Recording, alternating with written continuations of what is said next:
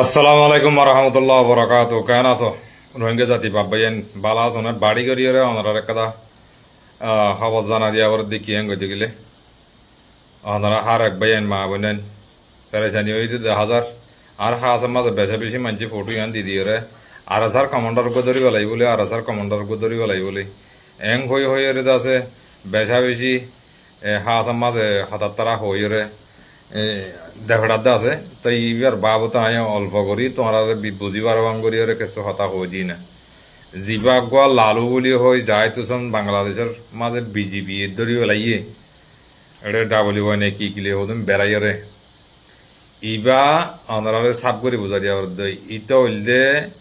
গত বছর কোরবানর এমাস 2 মাস আগতো তে আরকান রোহিঙ্গা সালভেশন আর্মিরেন তু নেলি গিয়ে গই হিতে হন আর আসাম মাঝে নাই কথা বুঝি হয়েছে না